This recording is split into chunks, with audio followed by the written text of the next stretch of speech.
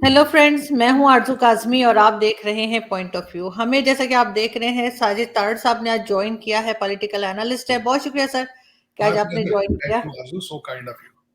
Sir, बड़ा आजकल हंगामा मचा हुआ है। एक तरफ ये कहा जा रहा है इमरान खान साहब के लिए कि जी इनको जो है वो -1 फॉर्मूला भी हो सकता है, वोट ऑफ नो कॉन्फिडेंस भी लाया जा सकता है, और जो इनको लेकर आए थे लोग वो इनसे काफी नाराज और ऐसा लग रहा है कि खुश नहीं है।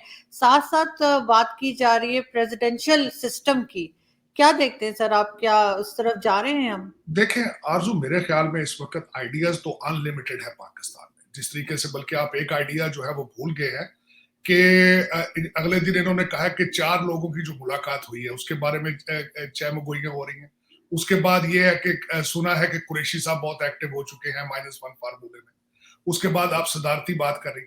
मेरी नजर में देखें, इस वक्त मेरे ख्याल में अपोजिशन चाहती नहीं है। आपने देखा होगा कि मार्च को वो लॉन्ग मार्च का सिग्नल देते हैं, लेकिन 6-6 महीने 4-4 महीने लेट। उसकी वजह यह है कि इस वक्त जो हालात क्रिएट हो चुके हैं पाकिस्तान के अंदर, उनको कोई भी जो पार्टी है वो उसको हल करने की सलाहियत नहीं रखती। इस वक्त सोल्यूशन नहीं है।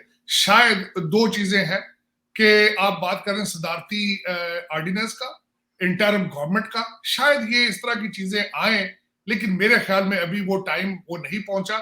जो जो इस 1 साल के अंदर 2022 में जो सबसे बड़ा आपके पाकिस्तान का जो मोमेंट आएगा वो ये है, या एक्सटेंशन का या फिर न्यू चीफ का। उस पे इस वक्त देखें कई पार्टियां इंटरेस्टेड हैं कि वो इमरान खान साहब को उस टाइम पर ना ले जाने दिया जाए, ताकि वो अपनी मर्जी का बंदा लेकर आए, अपने प्रोलांग करें चीजों को। उन चीजों के बारे में कई खदशात मौजूद हैं, लेकिन मेरे ख्याल में आपका सिस्टम आपका इशू नहीं है, आपकी करप्शन पाकिस्तान के अंदर सबसे बड़ा इशू है। जो नए लोग आएंगे वो कौन से धुले हुए होंगे, वो दूध के धुले हुए नहीं होंगे। वो भी इन्हीं पार्टियों से आएंगे, यही लोग आएंगे, और वो क्या कर पाएंगे? कुछ भी नहीं। आपका सदारती फार्मूला, आपके मार्शल लॉज, आपके गैर जमाती इलेक्शन, कौन सा फार्मूला पाकिस्तान में इस्तेमाल नहीं किया गया 74 सालों में?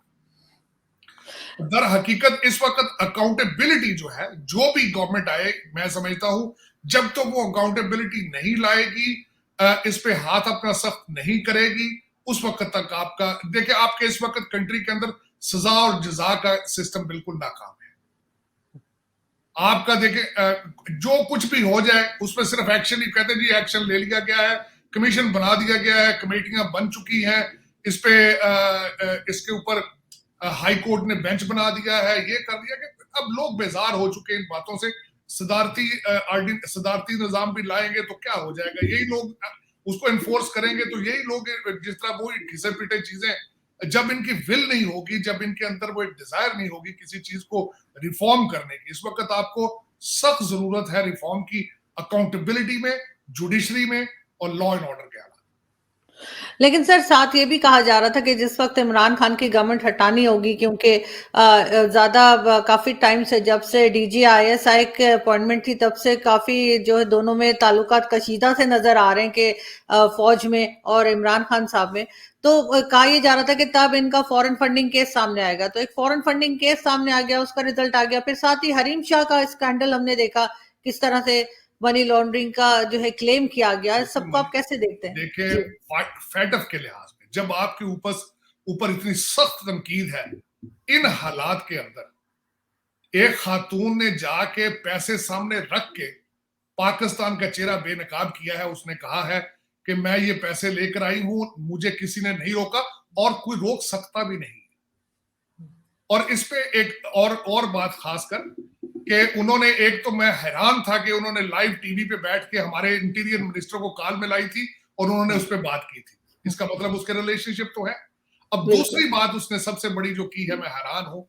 आपको पता है कि वो फॉरेन ऑफिस में घुस के बैठी थी जाके टेबल पर, और उसके बाद देखिए, मैं समझता हूं इस वक्त वो हमारे पाकिस्तान की सबसे ताकतवर तरीन खातून है, जिनके पास हर सियासतदान की वीडियो मौजूद है। मैं ये समझता हूं, बल्कि मैंने तो अगले दिन ये कहा कि उसको तो पाकिस्तान का प्राइम मिनिस्टर होना चाहिए, कि जिसके इतनी पावरफुल है। और उसने कल एक देखें, अभी अयान अली का किस्सा ठंडा नहीं हुआ था, जिससे 5,28,000 रुपया पकड़ा गया था, और मिर्जा जुल्फकार साहब ने उसमें कहा था कि ये जरदारी साहब के पैसे हैं और जरदारी साहब के साथ इसके रिलेशनशिप है।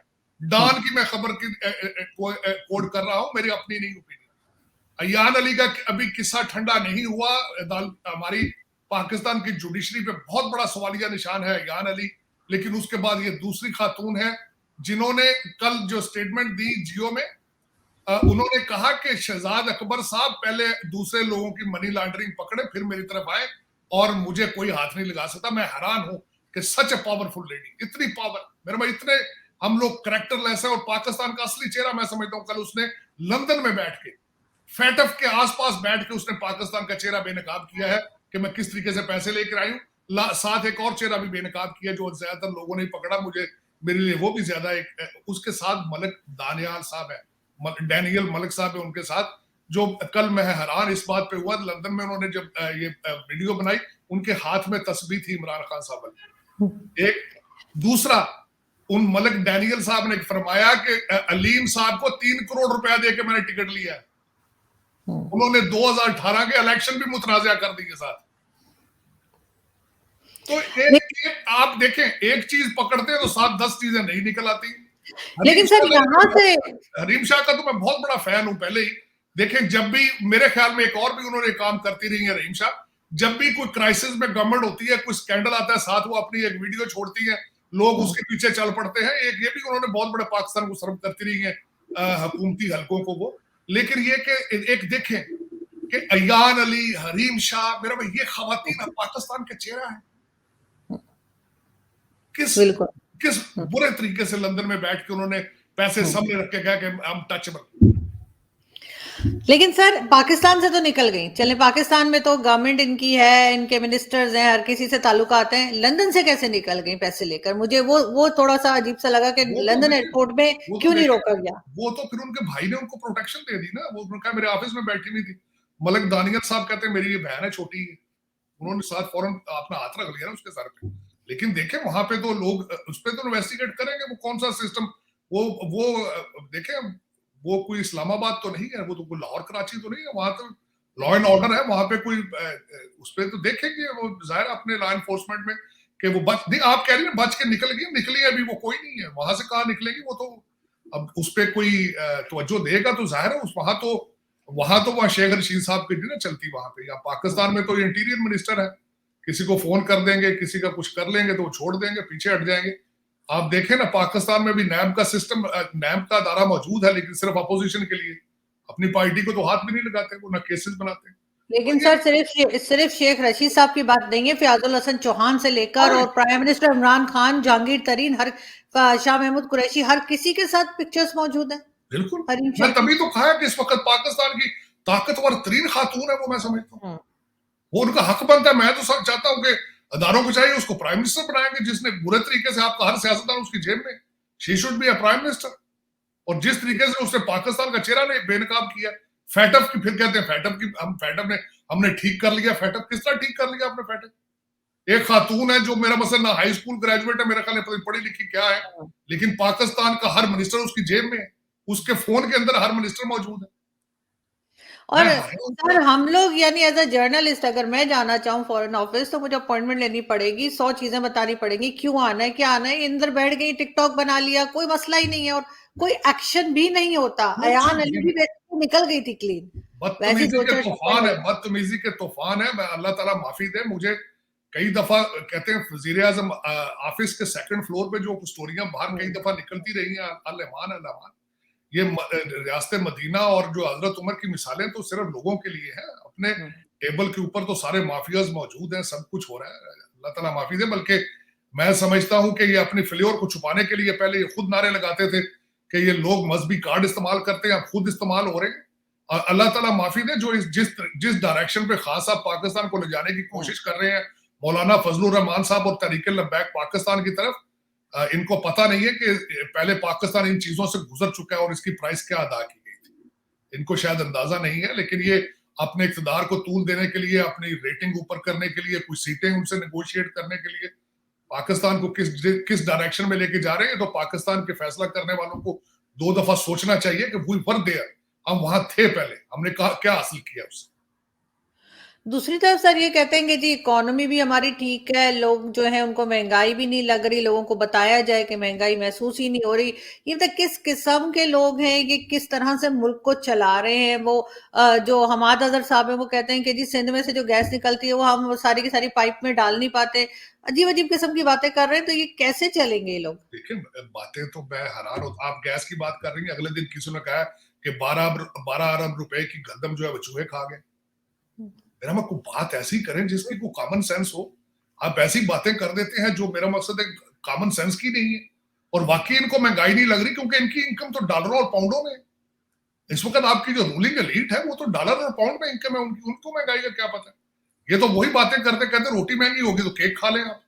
ये तो वही बात है। ये कौम को ये क्या बताएंगे। पाकिस्तानी एवरेज की इनकम 16,000 रुपया है।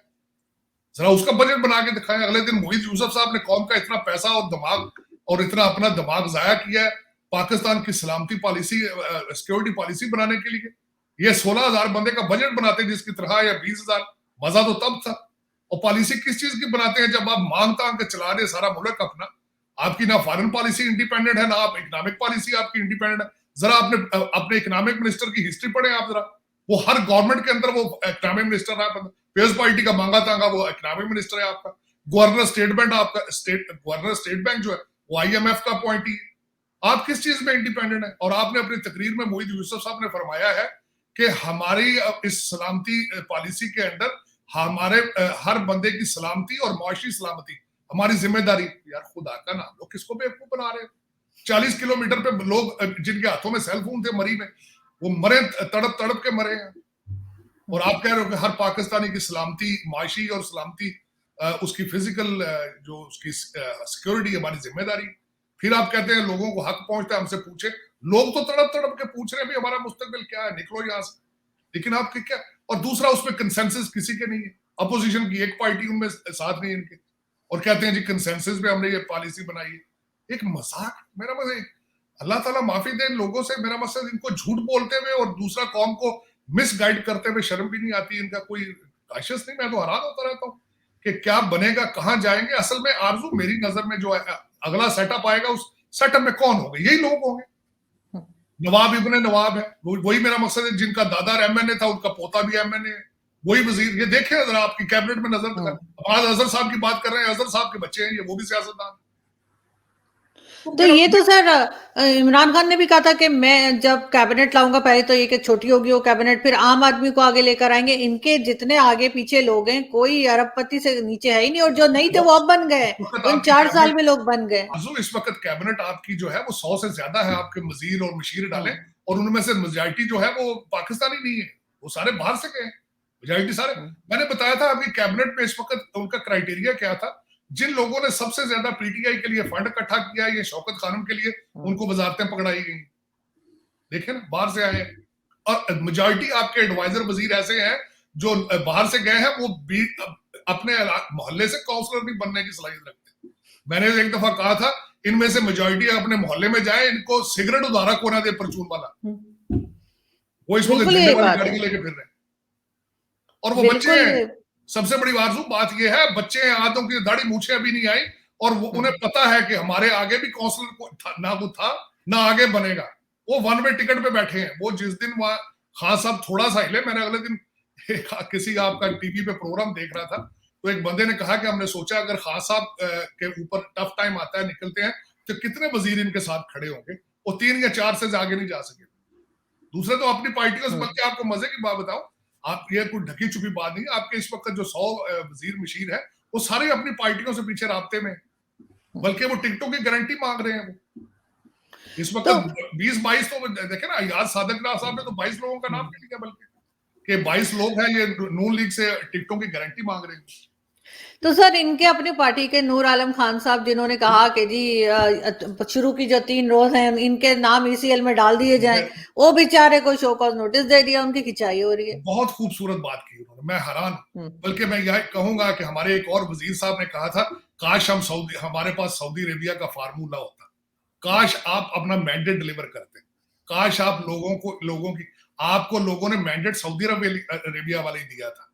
आपने नारे लगाए थे कि हम IMF के मुंह पे मारेंगे कर्जे, हम बाहर से पैसे लाएंगे। आपको सऊदी अरेबिया का मैंडेट ही दिया था लोगों ने, लेकिन आप आके इस्लामाबाद में आप वहां पे किसी और के हाथों से ऑपरेट हो रहे हैं, या आपके पास बिल ही मौजूद नहीं, आप किस मुंह से वापस जाएंगे।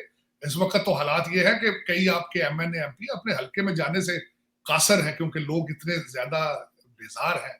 महंगाई का सैलाब तो खैर सारी दुनिया में है, लेकिन साथ जो ये आपका बोनस में जा रहा है करप्शन। और जब हमेशा ये होता है, ये एक यूनिवर्सल असूल है आरजू, जब सियासतदान बेवकूफ होता है तो ब्यूरोक्रेसी उसमें मजे उड़ाती है। एस्टेब्लिशमेंट, थाना कल्चर जो है वो बहुत पैसे बनाता है। आज वही हो रहा है, क्योंकि इस वक्त आपके पास नाअहल लोग हैं। इसमें मैंने आपको पहले भी शायद एक दफा अर्ज किया था कि जावेद चौधरी साहब का आर्टिकल था, उन्होंने कहा कि लोग अब करप्शन और नाअहली और बेवकूफी का तवाजन कर रहे हैं, कि अब लोग जो करप्ट लोग थे वो अच्छे लगना शुरू हो गए अब, क्योंकि इस वक्त हालात ये है, नाअहली, बेवकूफी प्लस करप्शन, तीन चीजें, ये 3 in 1 है इस वक्त। पहले 1 on 1 होती थी, इस वक्त 3 in 1 चल रहा है, नाअहली, बेवकूफी प्लस करप्शन। तो वो इसमें आप देखेंगे हालात, देखिए ये तो ढकी छुपी बात नहीं है। 70 साल में इतनी चीजें ना महंगी हुई थी, ना इतना कर्जा था जो इन्होंने 3 सालों में किया।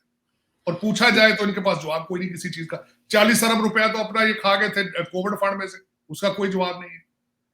मरी के अंदर जो हुआ है उसके ऊपर मुझे ये बताएं, मैं कहीं तो डिजास्टर मैनेजमेंट का पढ़े आप, तो इतना ह्यूज बजट, और चाहे जलजला आए तब भी वो करप्शन में, चाहे कोविड आए तब भी वो करप्शन। कोई पूछने वाला नहीं है। सर, ख्वाजा आसिफ साहब ने कहा कि इन्होंने कहा था कि हम IMF के मुंह पे पैसे मारेंगे, इन्होंने पूरा स्टेट बैंक ही उसके मुंह पे मार दिया IMF को, कि वो अपनी मर्जी से करे। लेकिन साथ साथ सर, मोहित यूसुफ साहब की आपने बात की, तो वो अफगानिस्तान जाना चाह रहे थे, तो अफगानिस्तान से सुना कि वहां प्रोटेस्ट चल रहा है पाकिस्तान के खिलाफ, उन्होंने कहा यहाँ तशरीफ ना ही लाएं। ये इसको आप कैसे देखते हैं? देखिए, इसको मैं इस तरीके से देख रहा हूँ कि अफगानिस्तान मुसलसल आपके हाथों से मुसलसल स्लिप हो रहा था, और वो कतर के हाथों में जा चुके हैं। इस वक्त आपकी जो एम्बेसी, अमेरिकन एम्बेसी, वो भी कतर में बैठी हुई है। अमेरिका आप पे एतमाद नहीं करता, आपको वो डबल प्लेयर समझता है। वो जितना इशू अफगानिस्तान का हैंडल कर रहे हैं, दे आर डूइंग थ्रू आपके थ्रू द कतर, और आपको पता था, ये सारा नजर आ रहा था। और आपने उस पर कुछ नहीं किया। आपकी बाढ़ उन्होंने उठा के फेंक दी। आपके बॉर्डर लाइन को रिकॉग्नाइज नहीं कर रहे, बल्कि मेरी इंफॉर्मेशन के हिसाब से वो आपको तहरीके तालिबान पाकिस्तान के साथ आपको ब्लैकमेल ऑलमोस्ट कर रहे हैं, आपकी मदद नहीं कर रहे हो। तो ये आपका मेरा, और आप बिल्कुल बेहिस बैठे आप मोहित यूसुफ साहब की बात कर रहे हैं। उससे पहले भी आप देखें जो गंदम गई है, जा रही है, आप देखें वो, एक तो मैं अगले दिन जब पढ़ा इसके बारे में कि इंडिया की जब गंदम जा रही थी, तो मैं इस पर रिसर्च कर रहा था। $3 बिलियन की इन्वेस्टमेंट इंडिया की अफगानिस्तान के अंदर, 400 प्रोजेक्ट है उनकी नेशनल असेंबली की बिल्डिंग, उनकी असेंबली की बिल्डिंग उन्होंने बनाई, पुलिस की ट्रेनिंग वहां से, बच्चे उनके इंडिया जाके पढ़ते हैं, उनकी एलीट इंडिया से जाके इलाज कराती है। आप, मेरा मकसद है, आपके साथ सिर्फ हकानी ग्रुप है एक बैठा है, उसके अलावा कोई नहीं। और उसमें आपका सेटबैक ये है, हकानी ग्रुप आज भी अमेरिका की टेररिस्ट लिस्ट में शामिल है। इंक्लूसिव गवर्नमेंट, वो आपने बड़ी मिन्नतें उनकी की, इंक्लूसिव गवर्नमेंट बनाया, उन्होंने नहीं बनाई। आप क्यों एक नहीं सुन रहे इस वक्त? ये वाशिंगटन DC में कोई नई बात नहीं है। सारा कुछ यहाँ पे लोग सारा सुबह शाम इंटरनेशनल मीडिया बताता है, क्योंकि आपके पास तो मीडिया सिर्फ वो आता है जो आपको एशियन वर्जन होता है। हमारे पास तो मीडिया आता है एक तो जरा मोर ओपन होता है, दूसरा वाशिंगटन DC के हवाले से होता है। तो ये सारी चीजें, अफगानिस्तान जो आपके हाथों से स्लिप हुआ है, ये तो वाशिंगटन DC में बड़े अरसे से ये बात जो है वो आम है कि you are losing your influence there since the day first. आपको ये भी पता होगा कि जब वहां पे तालिबान, अभी अमेरिका का इनखला नहीं हुआ था, तो अफगानिस्तान काबुल के एयरपोर्ट की जो बातें चल रही थी, वहां भी टर्की था और कतर था, आपका नाम भी नहीं था वहां कि आपको लाया जाए एज अ एयरपोर्ट मैनेजमेंट। तो वही उसी दिन से स्लिप हो रही है आपके हाथों से। तो सर, फिर इतने भंगड़े किस लिए डाले जा रहे थे, इतना ये खुशियां किस बात की मना रहे थे? आज तक ये सारी दुनिया को कहते जा रहे हैं कि जी तालिबान को तस्लीम कर लो, तालिबान की मदद करो। ये किस लिए सब ये ड्रामा चल रहा है इनका, जब इनको पता है कि वो इनको मुंह तक नहीं लगा रहे? असल में हमारा इशू ये है, बेगानी शादी में अब्दुल्ला दीवाना हमेशा रहता है। हमारे पाकिस्तान में इशू है, जरा चीन के साथ जाएं तो फौरन कहना शुरू कर देंगे कि चीन कश्मीर आजाद करके देगा। जरा अफगानिस्तान वाली साइड पे जाएं तो अब कहते हैं अफगानी कश्मीर को आजाद कराएंगे। मेरा मकसद देखिए किस किस्म की चीजें उम्मीदें लगा लेते हैं खामखा की। अपना आपका काम कोई और करके देगा, आप अपना काम लंदन में ले जाते हैं, आप लंदन से बैठ के ऑपरेट हो रहे हैं सारे, तो आपके काम दुनिया करेगी। आप हालांकि इस दौर में जिंदा मिसालें मौजूद हैं अजरबैजान की, आर्मीनिया से उन्होंने अपने इलाके लिए आज के दौर में लिए, लेकिन उसकी मिसाल नहीं देनी, बस अपना काम। देखें आज भी we are still not realistic, आज भी we are living in fiction. Khan साहब अब चाइना जा रहे हैं, कहते हैं चाइना से प्रोजेक्ट लेकर आएंगे, उधर से IMF के दरवाजे पे भी एड़ियां रगड़ रहे हैं। मेरा एक कंफ्यूजन है, जहां डॉलर बेस्ड इकोनॉमी है, डॉलर बेस्ड पॉलिसीज है, जहां से डॉलर मिलेगा वहां खड़े उनके लिए हम नाचेंगे, डांस वो करेंगे। तो सर हमेशा से रहा है हमारा, और इमरान खान साहब ने तो हद ही करी भी है, हालांकि उन्होंने कहा था मैं मुझे अगर जाना पड़ा IMF में खुदकुशी कर लूंगा। लेकिन सर ये अगर प्रेसिडेंशियल सिस्टम लेकर आते हैं, आपके ख्याल से वो चलेगा क्या? पहले भी हमारे पास रहा है, वैसा नहीं है, लेकिन क्या समझते हैं आपके, मैं इन लोगों के पास होगा इस नहीं, बार? मुझे बिल्कुल होप नहीं है। उसकी वजह यह है, इसका सदारती निजाम इसका हल नहीं है, आपकी सजा जजा का निजाम ज्यादा इंपॉर्टेंट है। देखें जब तक विंस्टन चर्चिल ने बहुत अरसा पहले कहा था, जब तक इंग्लैंड की अदालतें इंसाफ दे रही हैं इंग्लैंड को कुछ नहीं होगा। आपकी अदालतें इंसाफ दे रही, क्वेश्चन ये है, सदारती भी तो यही पाकिस्तानी चलाएंगे ना, जो आजकल चला रहे हैं सिस्टम का, वही चलाएंगे ना। तो जब आपके सजा जजा का सिस्टम नहीं है, करप्शन आपने लीगलाइज कर दी है, लीगलाइज है ना। अब कोई रिश्वत लेने मारने वाले को पकड़ता कोई नहीं, फ्रॉड कर देखे ना आपने यान अली का रिजल्ट निकाला, आप देखें, अब आपने वो गैप छोड़ा था, तो अब रहीम शाह ने भी वही कर दिया, अब ये भी जाएगी, इसके बाद तीसरी औरत आ जाएगी। तो ये देखें, ये वही है, और आज की बात नहीं है। मैं किसी बात आरजू चाहूंगा कि मैं बल्कि आपके इस पे पूरा एक प्रोग्राम करूं कि 1947 से लेकर आज तक इस हालत में पहुंचे हैं, तो किस तरह पहुंचे हैं, इनके मूजब कौन है। थोड़ा सा है, सिकंदर मिर्जा अयूब खान साहब करंट हालात के फाउंडर हैं, जो बहरिया टाउन बन चुका है पूरा पाकिस्तान, उसके फाउंडर अयूब खान साहब थे। और मैं चाहूंगा किसी बड़ी मुफस्सल किस्म की इस पे मैं आपके देखने वालों को जरा हालात पर रोशनी डालूं कि हम आज के ये इमरान खान साहब को अकेले कसूरवार नहीं है, इससे पहले भी जो थे सारे नौरतन थे, वो भी क्लासिक एग्जाम्पल्स है, क्लासिक एग्जाम्पल है सारे। किसी ने आज तक पाकिस्तान को मेरी आज दुआ ये होगी कि शायद पाकिस्तान को पाकिस्तानी लीडर मिले, जिसका जीना मरना पाकिस्तान के साथ। यहाँ जो आपके फसली बटेरे बैठे हैं अभी लंदन कराची में कुछ 2000 लोग, वो तो फौरन उनकी जेबों में वन वे टिकट होते हैं लंदन और कनाडा के, वो तो उड़ के आ जाएंगे यहाँ। मरेगा तो गरीब का बच्चा जिसकी 20,000 तनख्वाह वहां पे। नहीं, आप बिल्कुल ठीक कह रहे हैं सर, लेकिन सर साथ साथ ये बात भी हो रही है कि 10 दिन के अंदर, कोई कह रहा है 15 दिन के अंदर, लोग कह रहे हैं कि vote of no confidence opposition ले आएगी। और इमरान खान साहब तो खैर बहुत बुरी तरह से फेल हुआ है, ऐसा नहीं कि पहले की जो गवर्नमेंट से उसमें कोई दूध शहद की नहरें बहती थी, लेकिन इन्होंने तो बहुत ही बुरा हाल कर दिया। तो आपको लगता है कि वोट ऑफ नो कॉन्फिडेंस आएगा इनके खिलाफ? नहीं, इसमें मेरे ख्याल में ये जो formula vote of no confidence का और सदारती जो सिस्टम, मेरे ख्याल में this is the only workable, क्योंकि इसमें दूसरी पार्टियां इतनी बदनाम नहीं होंगी। जो हालात इस वक्त क्रिएट हो चुके हैं, वो कोई भी पार्टी इसको ऑन नहीं करना चाहती। इस वक्त भी जो हालात जो आप जिस तरह कह रही हैं, vote of no confidence, ultimately वो आए या फिर सदारती निजाम, यही एक दो सोल्यूशन है, और तो तीसरा सोल्यूशन कोई नहीं, और तो कोई सोल्यूशन नहीं ना इस वक्त का। कोई मेरा मकसद है कि खान साहब अगर छोड़ेंगे तो क्या कर लेंगे, दूसरे आगे फौरन किस तरीके से ठीक कर लेंगे, कुछ भी नहीं ठीक हो। हाँ, ये है कि फेस से भी खान साहब, बल्कि मैं समझता हूँ कि अगर खान साहब कभी भी चले जाए तो खान साहब के लिए बेहतर होगा, क्योंकि मुसलसल रिजाइन कर दें, आपका मतलब है रिजाइन कर दें? मेरे ख्याल में तो अगर छोड़ के मैंने तो बहुत अरसा पहले कहा था, इन हालात में पहुंचने से पहले एक दफा मैंने मशवरा दिया था कि आप अगर अपोजिशन की बेंचों में बैठ जाए, आप बहुत बड़े लीडर बनेंगे इससे ज्यादा। लेकिन वो खान साहब ने नहीं सोचा और मुसलसल ग्राफ नीचे आ रहा है, और इससे भी नीचे अभी भी अगर सोचें तो ये बाइज्जत तरीके से निकले फेस सेविंग करके, तो हो सकता है फिर दोबारा इनको चांस मिल जाए। लेकिन जिस बुरे तरीके से हर चीज खराब हो रही है, मेरे ख्याल में नॉन रिकवरेबल डैमेज हो रहा है इस वक्त, क्योंकि खान साहब ने खुद कहा है कि हमारी कौमी सलामती जो है इस वक्त अंडर थ्रेट है due to the bad economy. और इकोनॉमी भी बिल्कुल ये गलत, लोगों को खुल के बताएं जिस तरह कि किन हालात में है हम खड़े हुए, अपनी इंपोर्ट बंद करें, एक्सपोर्ट की कोशिश करें। और ये लल्ले तलल्ले जो है आपके, जिस तरीके से ये रहीम शाह पैसे लेके उड़ी है, ये जिस तरह के और आपके इस वक्त, अगर मुझे ये बताएं रहीम शाह अगर इतने पैसे लेके भागी है, तो आपके बाद सब लोगों के लिए पीस ऑफ केक होगा उनके लिए तो ले, और वो जा रहे हैं और फैटअप देख रहे हैं, सारा कुछ इंटरनेशनल कम्युनिटी देख रही। आपका खुद क्या ही ख्याल? भिजवाया होगा ना सर, खुद ही भिजवाया होगा ना, इन्हीं का पैसा होगा। जाहिर 5,28,000 भी अयान अली का नहीं था, किसी और का था, जिसमें मैंने मिर्जा जुल्फ़िकार साहब की मिसाल दी है, उन्होंने भी कहा था ये किसी और का है। तो ये भी किसी और का होगा, या जिस तरह के ये हथकंडे इस्तेमाल हो रहे हैं, तो फिर या तो फिर आप रियासत मदीना में तस्वीर वगैरह छोड़ के फिर सामने अपना असली चेहरा दिखाएं लोगों को। ये दिखाने का क्या मकसद है कि कभी रिंग रोड पे डाका पड़ रहा है, कभी लाहौर रिंग रोड पे पड़ रहा है, कभी कुछ हो रहा है, कभी एक चीज किसी को दी जा रही। बल्कि अगले दिन मैंने हैरान हो गया, मैं मेमन साहब की स्पीच सुनी आपकी नेशनल असेंबली में, उन्होंने कहा अगर कॉन्फ्लिक्ट ऑफ इंटरेस्ट के ऊपर डिबेट हो रही थी नेशनल असेंबली में, तो वो दाऊद साहब तो आपके मिनिस्टर ही नहीं बन सकते, क्योंकि आपके मिनिस्टर इस वक्त तो दीदा दिलेरी है, आपके मिनिस्टर ही ठेके खुद ही ले रहे हैं इन चीजों के। पहले तो अपने भाइयों और बीवियों के नामों पे लिए जाते थे, अब खुद ही ले रहे हैं। तो इन चीजों का लेकिन यहां से सर अब अगर ये सर, बात पब्लिक में हो रही है नेशनल असेंबली में, तो क्या ख्याल है खान साहब को नहीं पता इस चीज का? पता है, फैसला करने वालों को नहीं पता ये क्या हो रहा है असेंबली में, ये लोग क्या कर रहे हैं, जो इस वक्त रूलिंग एलीट है वो किस तरीके से कर रही है जो कुछ भी कर रही है।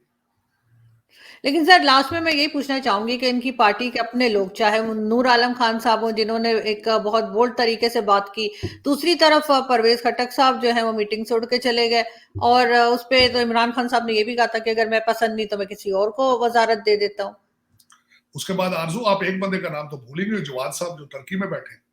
जी बिल्कुल, उन्होंने जो वो कहा, भी कह उन्होंने रहे हैं, कहा कि हाँ। बिल्कुल ये किसी की तरकीब सुनना चाहते ही नहीं है, सिर्फ तो तारीफें सर सुनते हैं। सर जब अपनी पार्टी के लोग इनके अगेंस्ट बोलना शुरू हो गए हैं अब हिम्मत करके, तो इसका मतलब है कि वो हवा का रुख बदल गया है। नहीं, हवा का रुख तो बड़े अरसे का बदल चुका है। ये भी लोग वो हैं जो मैं समझता कुछ उनका जमीर है। उससे पहले वो बाबर साहब हैं, उन्होंने जो फॉरेन फंडिंग के बारे में उन्होंने किया। लोग ऐसे नहीं है कि सबके जमीर खत्म हो चुके हैं।